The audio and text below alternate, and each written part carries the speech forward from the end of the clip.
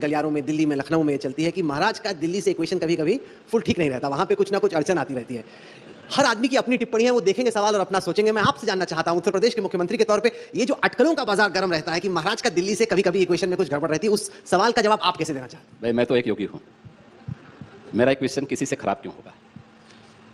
प्रधानमंत्री जी हमारे नेता हैं, अपने राष्ट्रीय अध्यक्ष जी, राष्ट्रीय नेतृत्व का सम्मान करना मेरा धर्म है और वह हम लोग पूरी प्रतिबद्धता के साथ करते हैं।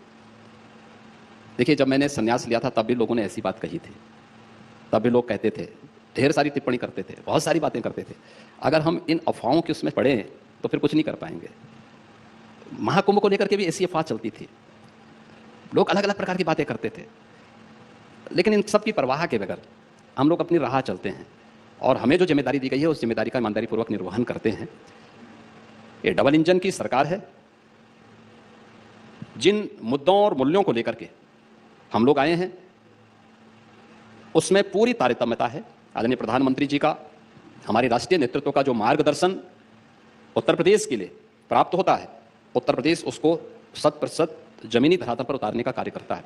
कहीं कोई इस प्रकार की बातें नहीं। अब बहुत सारे ऐसे बेरोजगार लोग हैं जिनके पास कोई काम ही नहीं है, तो कुछ तो बोलेंगे। नहीं, खासकर चुनाव के समय, लोकसभा चुनाव के समय ज्यादा चर्चा हुई थी इसकी योगी जी, और उसके बाद जब नतीजे उत्तर प्रदेश के दिखे तो उसमें कमी हुई, तो उसके बाद और ज्यादा आपके विरोधी उस पर बोलने लगे। क्या कारण रहा कि बोलने वालों का मुंह ना मैं बंद कर सकता हूं और ना बंद ही किया जाना चाहिए, क्योंकि उनकी रोजी रोटी उसी से चलती होगी, तो मैं किसी की रोजी रोटी पे क्यों ठोकर मारूं?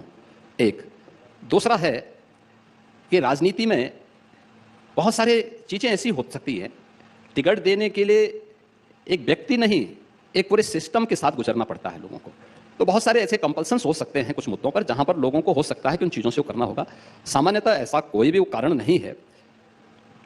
लीडरशिप के नेतृत्व में पूरा कार्य होता है और प्रधानमंत्री जी, हमारा सौभाग्य है कि इस सदी के सबसे बड़े यशस्वी नेता के नेतृत्व में भारतीय जनता पार्टी भी और देश भी, बहुत दुनिया की एक बड़ी अर्थव्यवस्था के रूप में देश और भारतीय जनता पार्टी दुनिया के सबसे बड़े राजनीतिक दल के रूप में उभरा है।